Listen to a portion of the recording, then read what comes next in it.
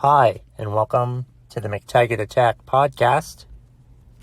I'm Kevin McTaggart, I think, which leads me to what today's podcast episode is all about.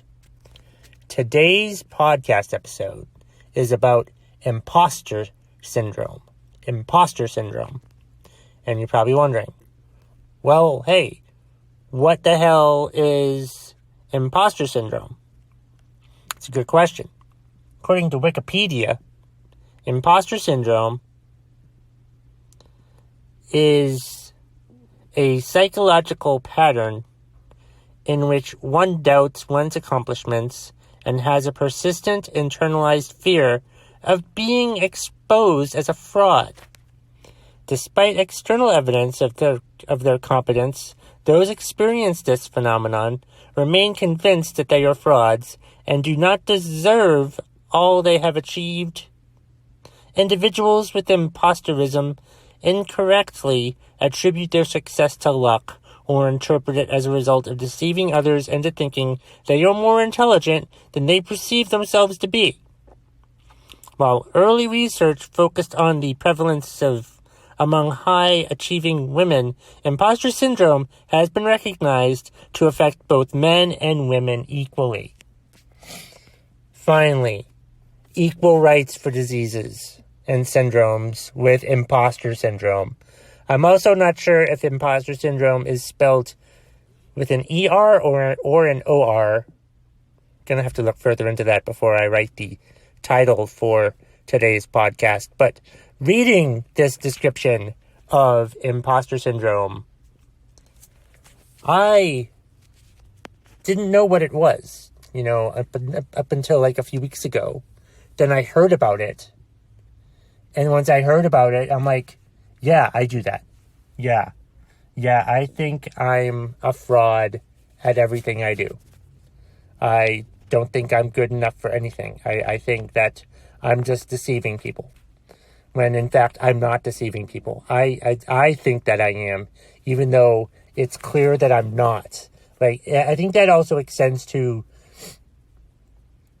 whether or not you do a good job at work. Like, I constantly am afraid I'm going to get yelled at for something that I did wrong at work.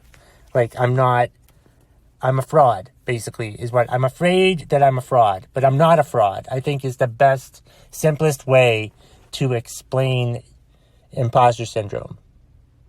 You're afraid that you're a fraud, but you're not actually a fraud. But you think you're a fraud, and that's all that fucking matters. And upon reading that description, upon reading into what these descriptions of imposter syndrome are, I clearly believe that I have imposter syndrome. So it was very enlightening to realize that, yes, hey, I have that. So it felt good. It also feels horrible that I have yet another sociological disease. And I imagine a lot of people have imposter syndrome. And I just have to think that, like, what's the cure for it? How do you stop having imposter syndrome? You can stop having imposter syndrome. There is a cure for imposter syndrome. It's just believing in yourself. It's just, I think imposter syndrome is just negative thinking. And I've discussed negative thinking previously in my podcast. And you just don't think negatively, is the way to overcome imposter syndrome. Because what's one way of thinking negatively about yourself is thinking that you're a fraud when you're not actually a fraud.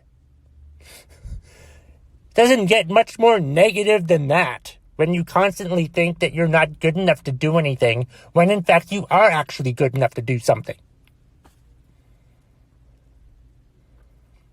It's ridiculous. It is. It's just, that's what it is. It's just negative thinking. Think positively about yourself. Don't be your worst critic. Be your biggest hero. It's that fucking simple. That's how you get rid of imposter syndrome. Start thinking positively about yourself. Stay around positive people. I was almost going to say stay around negative people, but that would defeat the purpose of trying to be positive. Stay away from toxic people. I need to do toxic people as like a podcast episode topic. But yeah, that's what it is like imposter syndrome. I'd heard about this a few times, like over the past couple months especially, I've heard about imposter syndrome. So, and then someone explained it. I forgot where I listened to it. It was probably a YouTube video. And then I looked up what it was today in preparation for this podcast episode, where I basically admit that I have imposter syndrome. Maybe that's actually the first step in curing yourself of imposter syndrome. Admitting that you have imposter syndrome. Being imposter syndrome is definitely something that I have. Because I constantly have doubts and think I'm a fraud at most things that I do. Work, comedy, whatever. I'm just afraid I'm going to get found out for a fraud when I'm not actually a fraud. And that's what imposter syndrome is. So it was very enlightening to find out what imposter syndrome was. And it was also the opposite of enlightening, finding out that, I have imposter syndrome. Which is, I guess it's good though, to know that this is a thing. It's good to know that it's like a considered a syndrome or whatever. Because I guess enough people feel that way that they've been able to name it, So that's helpful. That lots of people probably think that we're frauds. We probably live in a world where we think that we're just lying to everybody else, that they were just faking everyone out. When in fact we're not faking everyone out. Most of us are good enough, except the racists.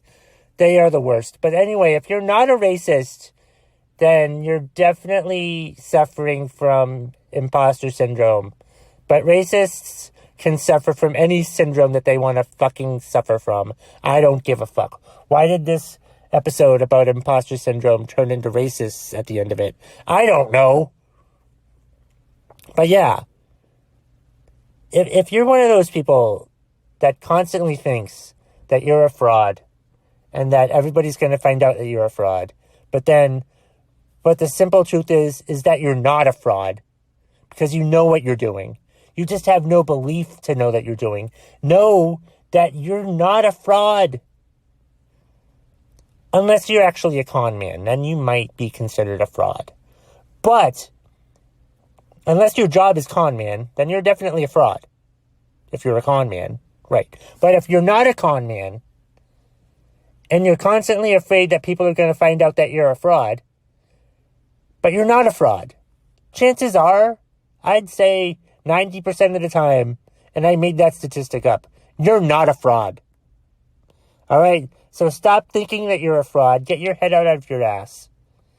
And start thinking more positively. And that's the bottom line, if you smell what the McTaggart Attack Podcast is cooking.